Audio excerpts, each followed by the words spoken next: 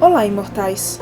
Hoje vamos para mais uma história fantástica da saga Crepúsculo, que não se encontra em qualquer lugar com esta qualidade. Por isso, o canal Romances Imortais apresenta a história de Alistair, da saga Crepúsculo.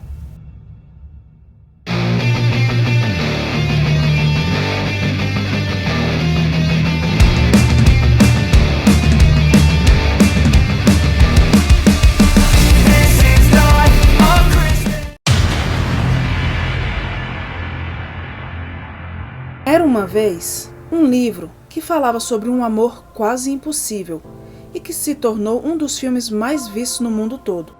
Porém, nem todos os personagens foram explorados e alguns segredos estão espalhados em alguns livros da saga. Nesta história temos lobos, vampiros, humanos, trouxas...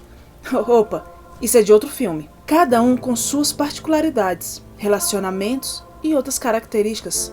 Porém, nem todos são de clãs e muitos vampiros acham que é melhor viajar pelo mundo sozinhos ou com um único companheiro, sem lugar fixo, se alimentando e vivendo sem preocupação, aproveitando a sua liberdade total, sendo conhecidos como nômades.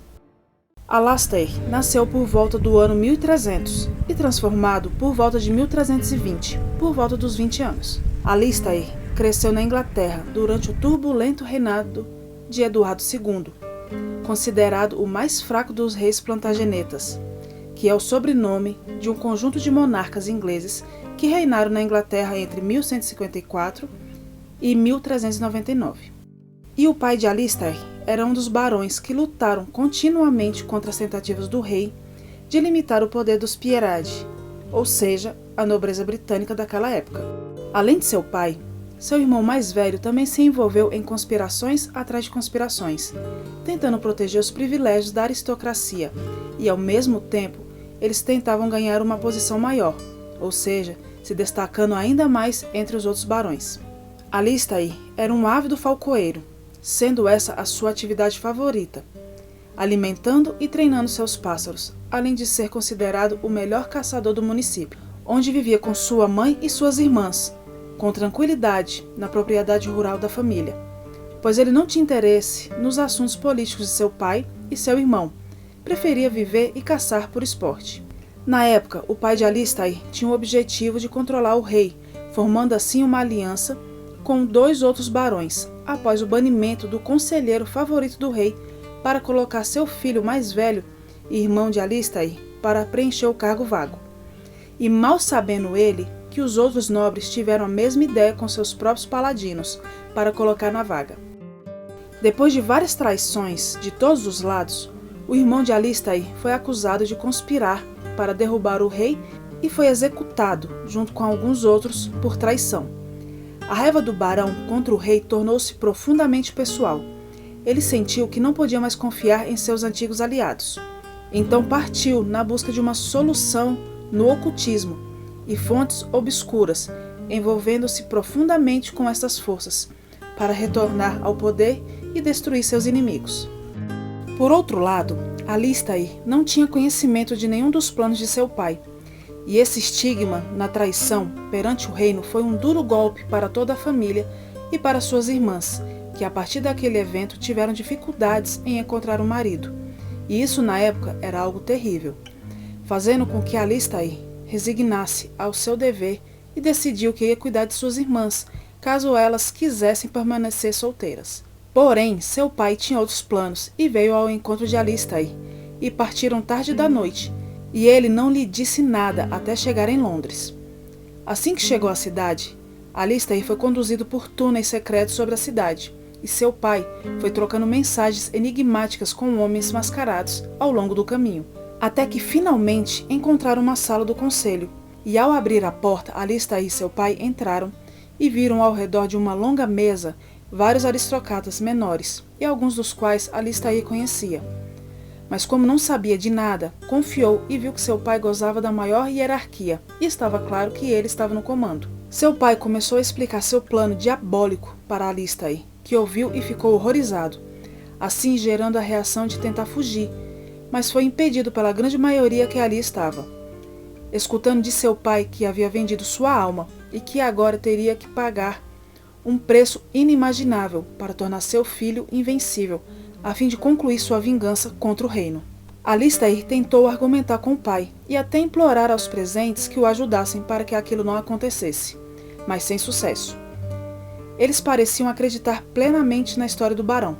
De repente, houve uma discreta batida na porta. Assim que foi aberta, um homem totalmente envolto em um manto vermelho escuro com capuz entrou silenciosamente, fazendo com que todos o recebessem com uma reverência. O recém-chegado foi apresentado pelo barão como Astaroth, que pediu que todos saíssem da sala e que somente permanecessem Alistair e o barão. Astaroth chegou perto do pai de Alistair e agradeceu por sua oferta, fazendo com que o barão se sentisse mal e saísse para não ver o que aconteceria ao seu filho, deixando-o sozinho com o homem de capuz, cujo nome verdadeiro era George, que bem devagar tirou a capa e mostrou seu rosto, fazendo com que Alistair ficasse surpreso ao ver um homem muito bonito, com longos cachos roxos, vestindo roupas modernas, e não era tão mais velho que Alistair.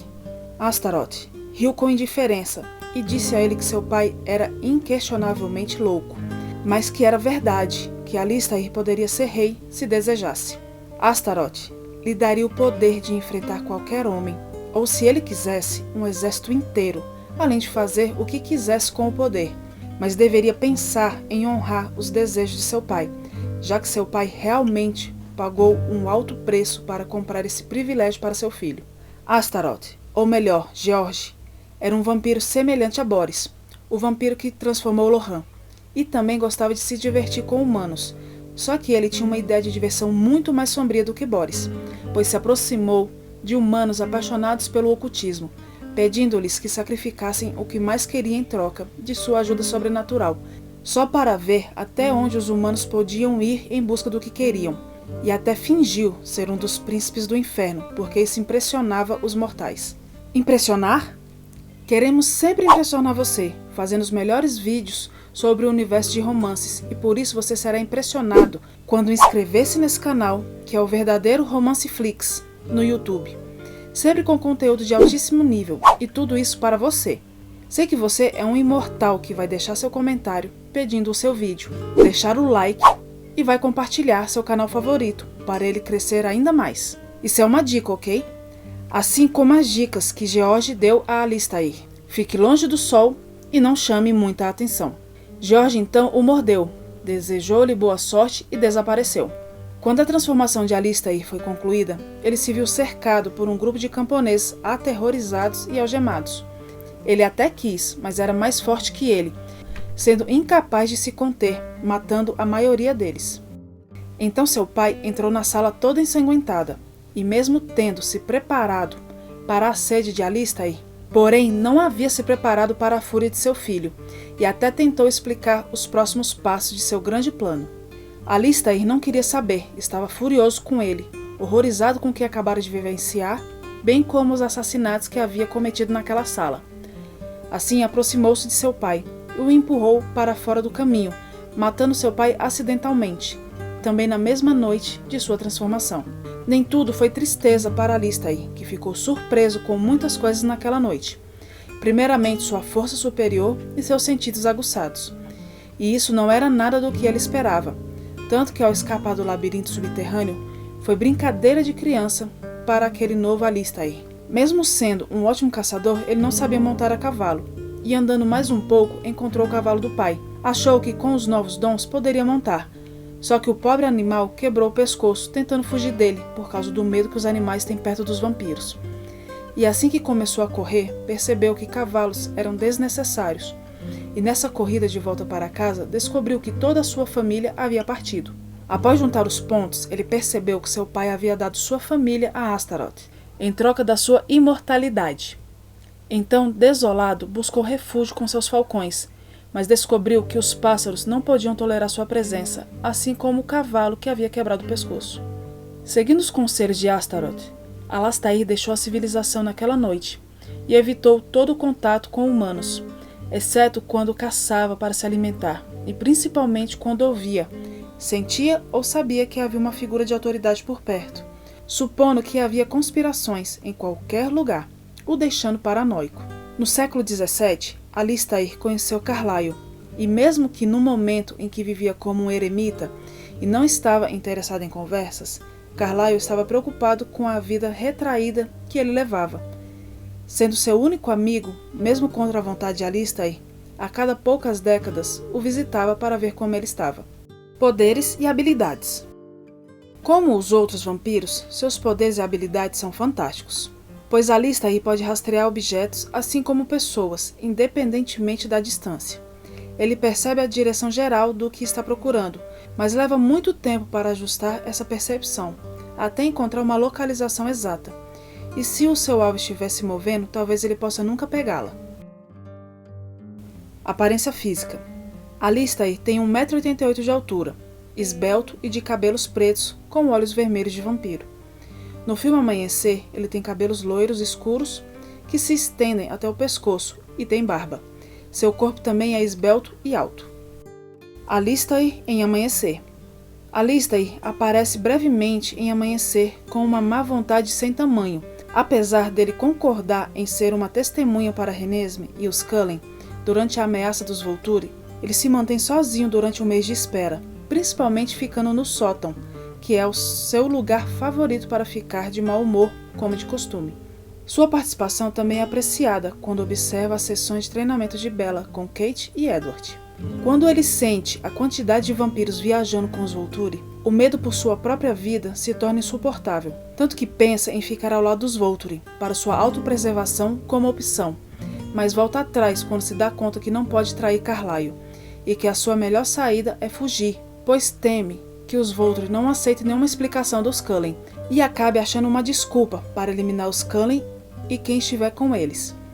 Depois que a situação é resolvida pacificamente, Carlyle pede para Liam, Siobhan e Meg para encontrá-lo e dizer-lhe como foi, dizendo que ele odiaria pensar nele escondido debaixo de uma rocha pela próxima década.